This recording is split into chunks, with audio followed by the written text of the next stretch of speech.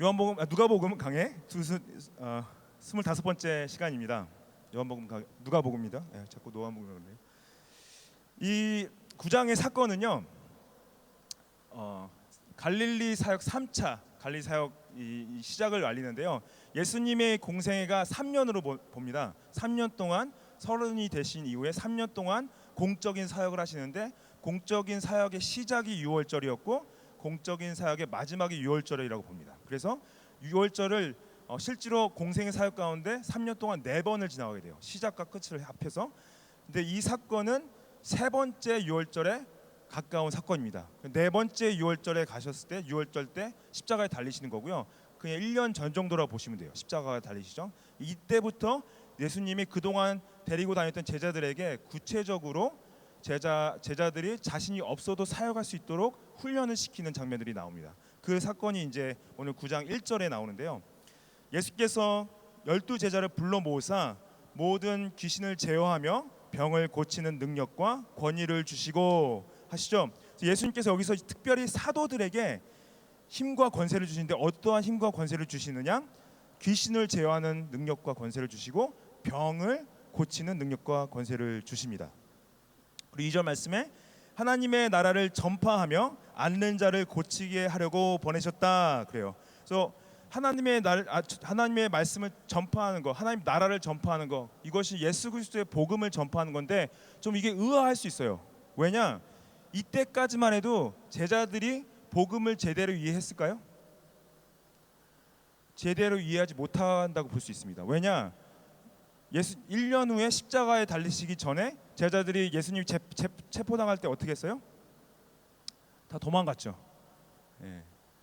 그리고 예수님이 부활하셨을 때 부활을 믿지 못했어요. 예수님이 말씀하셔도 예수님이 내가 하나님의 아들이야, 내가 죄사함의 능력과 권세가 있어, 내가 나를 믿고 나를 의지하면 구원을 받을 수 있어, 제자들이 말했지만은 그게 정치적 메시아라는 관념을 넘어서지 못하고 계속 갇혀있던 거죠. 근데도 놀랍게도 이들의 믿음이 완벽하지 못했고 부족했고 이들의 믿음이 연약했고 복음을 이해하는 것이 깊이가 얕았음에도 불구하고 예수님께서 이 제자들을 따로 단기 선교를 보내시는 거예요. short-term missions. 놀랍죠? 왜 예수님께서는 이렇게 이 연약하고 부족하고 아직 이해가 부족한 제자들을 이 단기 선교를 보내셨는가? 이거를 보면서 제가 저는 왜 좀 준비된 사람들, 좀 믿음이 온전한 사람들을 당연히 보낸다고 생각했는데 왜 이렇게 부족하고 모자란 사람들을 이 훈련으로 보내시지? 생각한 걸 좀 들었습니다. 근데 우리가 오해하는 게 있어요. 우리가 크리스천의 삶이, 여러분들 믿음이 항상 완벽할 것 같죠? 온전한 것 같죠? 그리고 또 뭐가 준비가 되어지고 훈련이 되어져야지 무슨 사역을 할 수 있을 것 같죠? 그렇지 않습니다. 부족하고 연약한 가운데서 하나님이 쓰시기 원하세요.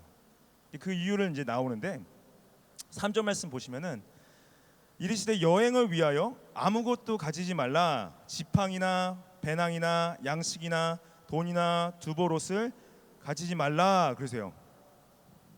이것도 뭐 왜 이러셨을까요? 왜 아무것도 가지지 말고 가라고 하셨을까요?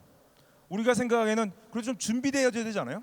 가려면은 돈도 좀 두둑하게 있어야 되고 먹을 것도 좀 잘 챙겨가야 되고 옷도 좀 여러 벌 챙겨가야 되고 추운 날씨에 겨울에 가까웠거든요. 그리고 또 여러 가지 불편한 게 있으니까 좀 계획을 잘 세워서 나가야 될 텐데 왜 아무것도 가지지 말라고 하실까요?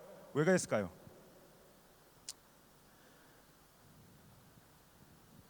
제 생각에는 예수님께서 제자들을 훈련하시는 가운데 하나님을 어떻게 의지하면서 살아갈 수 있는지를 가르쳐 주시기 원하지 않았을까 생각을 합니다. 이것이 어떤 무력주의를 벗어나기 위해서나 물질과 어떠한 디태치되기 위해서 하신다는 게 아니라, 왜냐하면은 여러분들 선교사님들 나가실 때 선교사님들이 다 잘 챙겨서 나가셔야 돼요. 물질을 가지고 가지 말라는 말씀을 하시지 않습니다. 이거를 막 적용해 가지고 나는 여기 이제 오지로 가는데 아무것도 안 가져갈 거야. 이제 그렇게 하는 거는 성경을 잘못 이해하는 거예요. 그렇죠? 중요한 것은 우리가 예수님이 이 12사도를 보내실 때 가르치고자 했던 그 의도를 저희가 봐야 될 부분이 있습니다. 예수님께서는 이 제자들이 이 여행을 통해서 하나님을 의지하는 방법을 배우기 원하셨던 거예요. 그렇죠? 근데 여러분들 우리가 그래서 어떠한 하나님의 일을 할 때 항상 뭐가 좀 갖춰줘야지, 그래도 좀 있어야지 하나님의 일을 할 수 있지 않을까 생각을 할 수 있습니다. 그러면 없는데 어떻게 할 수 있냐 생각할 수 있어요. 근데 좀 우리가 없어도 할 수 있어야 돼요. 좀 부족해도 할 수 있어야 됩니다. 예. 그게 이 부족하도 할 수 있다는 의미 자체가 그냥 하나님을 의지하기 때문에 나는 아무것도 필요 없어 그런 자세는 아니에요.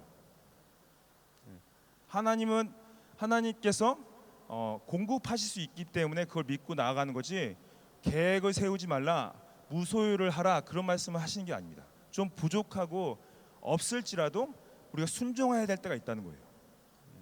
그리고 또 뭐 이게 비이성적으로 막 비인격적으로 이거 막 성도님들 저쪽에 10밀리언 되는 좋은 빌딩이 있습니다. 우리 헌금해서 갑시다. 헌금을 못 모으면 믿음이 없는 것입니다. 그러면은 그런 믿음이 아니라는 거죠. 예. 제가 그렇게 하면 쫓겨나겠죠. 죄송합니다. 근데 믿음이란 건 결국 뭐냐면은 그 막 억지로 하자는 게 아니라 얼마만큼 우리 마음과 중심이 하나님을 의지하고 있냐, 그 마음을 보신다는 거예요. 그리고 예수님께서 이제 어느 4절 말씀 보시면은 어느 집에 들어가든지 거기서 머물다가 거기서 떠나라 그러시죠. 이것은 여러 가지 의미가 담겨 있습니다. 이제 아무것도 가지고 있지 않으니까 가면은 잘 데도 없고 먹을 것도 없죠. 그러니까 당연히 누구 집에 들어갈 수밖에 없는데, 당시 문화 자체가 나그네들을 굉장히 받아주고 섬기는 전통과 문화가 있어서 그게 크게 솔직히 힘든 일은 아니었는데, 중요한 거는 집에 들어갔는데 대접을 하는 사람이 있고 대접을 하지 않는 사람이 있다고 말씀을 하세요. 그래서 5절 말씀 보시면은 누구든지 너희를 영접하지 아니하거든 그 성에서 떠날 때에 너희 발에서 먼지를 떨어뜨려 그들에게 증거를 삼으라 말씀하십니다. 여기서 그래서 이게 결국 뭐냐면은 누구나 대부분 문화 자체가 나그네들을 받아주는 문화인데, 받아줬을 때 결국에는 그것이 전도의 기회라는 거예요. 근데 전도를 했는데 예수님의 죄 사함과 영원한 영생에 대한 메시지를 전했는데 그것을 거부하고 받아들이지 않고 제자들을 내쳤다. 그거를 말씀하시는 거예요. 내쳤을 때 너희 발에서 먼지를 떨어뜨리라, 그것을 증거로 삼으라. 이것은 이제 당시 문화에 있어서 특별히 유대인들이 이방인 성에 들어갔다가 이방인 성에서 나올 때 먼지를 털고 나왔습니다. 왜냐하면 이방인 성에 있는 먼지까지 부정하다고 봤어요. 그래서 관계를 하고 싶지 않다, 그런 의미에서 여러분 우리나라 문화에서는 소금 뿌리죠. 소금 뿌리는 것처럼 이방인들은 먼지를 털었습니다. 그때 뭐 다 이제 비포장 도로였고 먼지를 많이 묻었기 때문에 단연히 털 수밖에 없었지만은 그냥 이방인 성은 나올 때 먼지가 없어도 그냥 터는 척을 하고 나왔어요. 근데 여기서 예수님께서 그 유대인들의 문화를 자신의 제자들한테 말씀하신 건 뭐냐? 너희가 복음을 전했는데 복음을 받아들이지 않으면은 그냥 그 사람들은 하나님 나라에 소속된 사람이 아니라 생각하라. 그래서 먼지를 털고 나오라 말씀하시는 거예요. 근데 죄를 회개하고 예수님 믿는 자들에게는 영생을 약속하시는 것을 말씀을 하시는 거죠. 여러분들 우리가 이제 가장 제가 많이 듣는 질문 중에 하나가 뭐냐면은, 복음을 한 번도 들어보지 못한 분들은 억울한 게 아닌가요? 그 질문을 굉장히 많이 듣습니다. 지금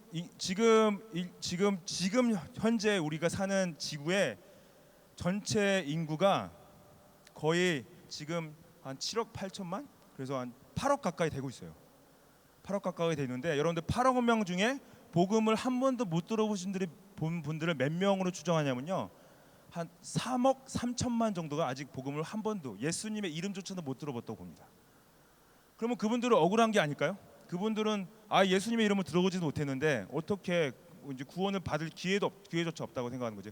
그래서 사람들이 말하는 건 뭐냐면, 그러기 때문에 하나님은 불공평하시고 하나님은 불의하시다 말합니다. 하나님이 불의하신가요? 하나님 불공평하세요? 왜 하나님은 공의로우십니까? 왜 하나님은 정의로우세요? 여러분들 우리 모두가 죄를 지었기 때문에 우리 모두는 다 하나님의 심판 가운데 있습니다. 그게 만약에 하나님이 우리 모두를 심판하시면 그게 공의예요. 하나님이 정의로우세요. 그리고 하나님께서 심판하실 거라고 약속을 하신 거예요.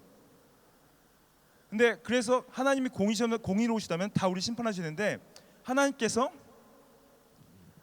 자신의 은혜를 몇 명에게 보이셨습니다. 자신의 아들에게 그 심판을 대신 받게 하셔서 그 아들을 믿는 자들에게는 그 믿음을 통하여서 심판 가운데 들어가지 않는 것을 모면할 수 있도록 은혜를 보이셨어요. 근데 그 은혜는 불이라고 말하지 않습니다. 그 은혜는 불공평이라고 말하지 않습니다. 왜냐하면 하나님의 공의는 그냥 우리가 다 심판받는 거예요. 그렇지만 하나님의 은혜는 자신의 아들을 대신해서 죽이신 겁니다. 그래서 예수님을 믿으시면요, 그 심판을 벗어나시는 구원을 받을 수 있어요. 예수님을 만나시고 예수님을 믿으시기를 축복합니다. 그래서 이제 6절 말씀 보시면 제자들이 나가 각 마을에 두루다니며 곳곳에 복음을 전하며 병을 고쳤더라 그래요. 근데 이 병을 고치고 사역에 마쳤는데 전도여행에 돌아가서 예수님 만난 시점은 실제로 오병이어 사건에서 만났는데요. 그 중간에 갑자기 누가가 헤롯 얘기를 해요.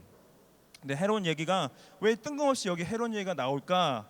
이것이 궁금할 수 있습니다. 여기서 헤롯이 7절에 보시면은 분봉한 헤롯이 이 모든 일을 심히 당황하니 이는 어떤 사람은 요한이 죽은 자 가운데 살아났다고 하며 어떤 사람은 엘리야가 살아났다고 하며 어떤 사람은 옛 선지자 한 사람이 다시 살아났다고도 함이라. 그러세요. 이게 뭐냐면은 헤롯 분봉한 누구냐면요. 당시 이제 헤롯 대왕으로 유대를 이제 대리 통치를 한 사람이었는데 그 헤롯 분봉왕이 자신의 이복 동생이었던 빌립 1세의 아내이자 자신의 조카였던 헤로디아와 불륜을 합니다. 불륜을 범하고 자신의 아내와 이혼을 한 다음에 불륜을 했던 헤로디아를 데려다가 자신의 아내를 삼아요. 막장이죠. 자신의 동생의 아내를 데려다가 조카인데도 불구하고 아내를 삼았으니까. 근데 이거를 세례 요한이 공격을 해요. 유대인들도 다 같이 공격합니다. 어떻게 이렇게 비도덕적이고 비이성적이고 비합리적인 일을 행할 수가 있냐? 세례 요한이 공격을 하니까 근데 헤롯이 세례 요한을 죽이질 못해요. 왜냐하면 유대인들이 너무 세례 요한을 천지자라고 믿고 따르고 있었기 때문에. 그런데 어떻게 하냐면 헤로디아가 자신의 딸과 함께 계획을 세워서 세례 요한을 죽이게 하죠. 그래서 목을 잘라서 쟁반으로 가져오게 만든 사건이 마태복음에 나오는데, 근데 이게 중요한 게 뭐냐면은 왜 굳이 이 이야기를 여기서 하냐는 거예요. 근데 9절 말씀 보시면은 헤롯이 지금 이 이야기를 예수님과 예수님의 제자들의 사역을 다 듣고 있는데 헤롯이 이르되 요한은 내가 목을 베었거늘 이제 이런 일이 들리니 이 사람이 누군가 하며 그를 보고자 하더라 그래요. 예수님을 보고자 하다, 제자들을 보고자 하는데 보고자 하는 이유가 회개를 하자는 게 아니라 예수님도 죽일 목적을 가지고 있던 거죠. 그래서 나중에 예수님이 1년 후에 심판을 받을 때 결국에는 예수님이 헤롯 왕이 예수님 만나게 됩니다. 근데 예수님을 경멸하고 우습게 여기죠. 그렇다면 이 얘기 여기가 왜 있냐? 제 생각에는 결국에는 제자들이 어느 집에 들어갔을 때 반응이 있잖아요. 어떤 사람들은 그 제자를 영접하고 어떤 사람들은 제자들을 내칠 텐데, 이 헤롯은 결국에는 이 예수님의 이야기를 들었을 때 회개하고 자신이 범했던 것을, 예수님 죄송합니다, 제가 불륜을 범했습니다, 동생의 아내를 취했습니다, 나의 죄를 용서해 주십시오. 그 반응이 바른 반응인데 그 반응을 하지 않고 내가 어떻게 이 사람을 죽일 수 있을까? 자신의 죄에 찔려서, 양심에 찔려서 그 반응을 했다는 거예요. 그리고 오늘 메인 이제 사건은 오병이어 사건입니다. 제가 이제 아이들한테 설교한 거 들으셨죠? 그 내용입니다. 누가복음 10장 보시면 이제 9장 10절 보시면은 사도들이 돌아와 자기들이 행한 모든 것을 예수께 여쭈니 데리시고 벳세다라는 마을 고을로 떠나가셨다 그러죠. 그래서 전도여행을 마치고 돌아와서 예수님께서 제자들을 데리고 벳세다라는 이 갈릴리 바다 동북쪽에 있는 그 마을로 데리고 가십니다. 여기서 데리고 간 가장 큰 목적은 뭐냐면은 제자들이 이 여행으로 지쳐 있기 때문에 쉬게 해주려고 데려가신 거예요. 가셨는데 11절에 보시면 무리가 알고 따라왔거늘 그래요. 무리가 알고 따라왔습니다. 제자들이 그 지역에 오신 줄 알고 따라왔는데 예수님께서 우리 지금 we are having a break, we are having a rest, please go away 그렇게 하지 않으셨어요. 영접하셨다고 그래요. 이 무리들을 받아주시고 뭐라 하셨냐? 하나님 나라의 일을 이야기하시며 병 고칠 자들을 고치셨더라 그래요. 제자들이 지쳐 있지만은 너무나 영혼들을 향한 하나님 예수님의 이 마태복음 말씀이나 마가복음 말씀 보시면은 예수님이 그들을 불쌍히 여기셨다, 그들을 연민하셨다, 그들을 사랑하셨다 그렇게 표현하십니다. 영혼들을 보고 너무 불쌍히 여기시고 사랑하시고 귀하게 생각하시기 때문에 그들에게 하나님 나라의 말씀을 하시고 병을 고치셨던 거죠. 근데 날이 저물어가요. 이 12절 말씀에 날이 저물어간다는 거는 저녁 6시가 됐다는 얘기가 아니라 이 오후 3시 정도로 봅니다. 3시 정도 보고 이제 제자들이 생각을 한 거죠. 이 사람들이 지금 곧 저녁을 먹어야 될 텐데 먹을 게 아무것도 없는 그냥 들판이에요. 예. 잠잘 데도 없어. 사람들은 이제 돌려봐야 되지 않을까? 당연히 그 합리적인 생각이죠. 그거는 당연히 그렇게 해야지 사람들이 돌아가면서 다 각자 밥을 찾을 수 있고 잠잘 때 찾을 수 있으니까 그걸 예수님께 말했어요.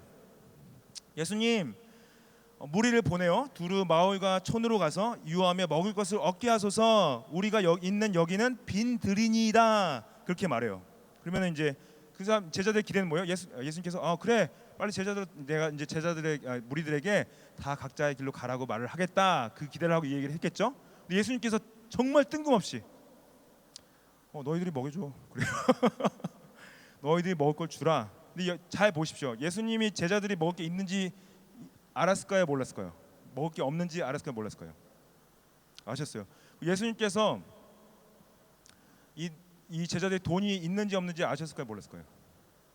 아셨어요. 돈이 없는지도 아셨고 먹을 게 없는지도 아셨어요. 근데 그렇다면 예수님께서 왜 굳이 이런 질문을 하셨냐? 우리가 추측해 볼 수 있는 것은 뭐냐면은 제자들은 그동안 예수님이 광풍을 멈추는 걸 봤어요. 귀신을 쫓는 걸 봤어요. 군대의 귀신을 쫓는 걸 봤어요. 예수님께서 죽은 자를 살리는 걸 봤어요. 그렇다면 제자들이 여기서 말하는 건 뭡니까? 말해야 될 건 뭡니까? 네, 예수님이 우리와 함께 하시기 때문에 이들을 충분히 먹이실 수 있습니다라는 고백이 나와야 되는 거예요. 근데 당연히 이제 우리가 이 상태를 알죠. 이 제자들의 상태는 믿음이 아직 없는 거예요. 믿음이 약한 거죠. 믿음이 어리고 또 합리적으로 생각하는 걸 좋아하고 이성적으로 생각하는 걸 좋아하는 거예요. 그래서 예수님이 지금 제정신인가? 그래서 예수님께서 약간 이제 요한복음 보면 어린 아이가 떡 5개와 물고기 2마리가 있었다고 얘기해요. 그 어린 아이한테 그걸 이제 안드레가 받아 가져와서 제 생각에는 안드레가 드릴 때도 예수님 이거밖에 없습니다. 이거 뭐 우리 제자들도 다 못 먹어요. 그러면서 가져왔을 거라는 생각이 들어요. 그렇죠? 예수님이 이거 가져다 드리면서 예수님 이걸로 이 사람들 다 먹일 수 있습니다라는 생각을 가지고 나온 건 아니에요. 그렇죠? 예수님께서 그걸 받으시고 어떻게 하십니까? 제자들에게 한 50명씩 앉혀봐. 앉히신 후에 16절 말씀에 떡 5개와 물고기 2마리를 가지사 하늘을 우러러 축사하시고 떼어 제자들에게 주어 무리에게 나누어 주게 하셨다. 그렇죠. 여기서 나온 동사들이 있습니다. taking, looked up, said blessing, broke and gave. 이 예수님께서 하신 이 동사들이요. 누가복음 22장 19절에 똑같이 나옵니다. 보시면은 또 떡을 가져 감사 기도를 하시고 떼어 그들에게 주시며 이르시되 이것을 너희를 위하여 주는 내 몸이라 말씀하세요. 이게 언제 말씀하신 겁니까? 십자가에 달리시기 전날 밤에 제자들과 성만찬 하시면서 말씀하신 거죠. 그래서 이 오병이어의 사건은 성만찬과 직접적인 연관이 있는 사건입니다. 요한복음에서는 이거 오병이어 사건을 얘기할 때 예수님께서 자신이 생명의 떡 되어야 된다고 말씀하세요. 요한복음 6장 35절 보시면은 예수께서 이르시되 나는 생명의 떡이니 내게 오는 자는 결코 줄이지 아니할 터이요 나를 믿는 자는 영원히 목마르지 아니하리라 그러시죠. 그래서 예수님께서 내가 떡이야 말씀하시고 제자들에게 본인이 십자가에서 죽으실 것을 말씀하시는데 그 제자들은 기억나죠. 오병이어 사건 가운데 예수님께서 같은 말씀을 하신 거. 그래서 17절 말씀 보시면은 먹고 다 배불렀더라 그 남은 조각을 12바구니에 거뒀다 말씀하십니다. 다 배불르게 먹었어요. 거기서 이제 입이 짧은 사람도 있었을 거고 그냥 양을 많이 먹는 사람도 있었겠죠. 상관없이 다 배불리 먹고 12광주리가 남았던, 12광주리가 남았던 의미 자체를 이스라엘의 12지파로 봅니다. 12지파의 의미로서 유대의 모든 사람들을 예수님께서 먹이시 주셨다. 그래서 이게 정말로 여기서 예수님의 능력은 뭡니까? 공급하실 수 있는 능력이 있는 거예요. 채워주실 수 있는 능력이 있는 거고 먹이실 수 있는 능력이 있는 거죠. 그것도 우리가 믿어야죠. 그것도 믿어야 되는데 우리가 더 중요한 건 뭐냐? 우리가 기독교의 믿음이 예수님 그분이 누구신가라는 문제보다 예수님이 그들에게 주신 빵과 물고기에 집중할 때가 있습니다. 그래서 내가 예수 믿으면은 예수님께서 나에게 모든 거를 공급하실 거니까 나한테도 분명히 빵과 물고기를 허락하실 거야. 나에게 나의 모든 필요를 아시고 다 채우실 거야. 그리고 그걸 이제 예수님 건강을 주십시오. 예수님 집을 주십시오. 예수님 직장을 주십시오. 예수님 자녀를 주십시오. 예수님 돈을 주십시오. 성공을 주십시오. 하는데 여러분들 많이 실망하셨죠? 왜 안 주시지? 나 분명히 기도했고 예수님께서 분명히 그 채우신다고 약속하셨는데 왜 나한테는 이 물고기와 빵을 안 주시지? 그러면서 그 이제 포기하게 돼요. 이게 나는 안 주시는가 보다. 예수님이 정말 하나님 아들이 맞나? 생각할 수 있죠. 근데 여러분들 예수님은요 제자들에게 가르치고자 했던 건 뭐냐면은 주시는 거에 집중하는 것이 아니라 빵과 물고기에 집중하시는 것이 지능하는 게 아니라 자신이 빵 되셔서 자신이 십자가에 달리는 것을 알게 하시기 원하셨던 거예요. 예수님 자신이 메시아 되셔서 하나님의 아들로서 그들에게 자신이 빵 되심을 알게 하셨던 거예요. 예수님으로 만족하십니까? 여러분들 예수님께서 아무것도 안 주셔도 괜찮아요? 예수님께서 야 지팡이도 가져가지 말고 옷도 가져가지 마, 먹을 것도 가져가지 말고 돈도 가져가지 마 하면 가실 수 있으세요?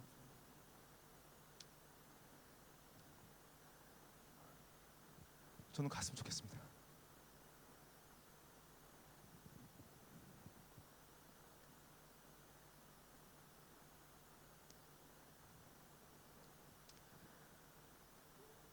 예수님께서 여러분들 정말 사랑하십니다.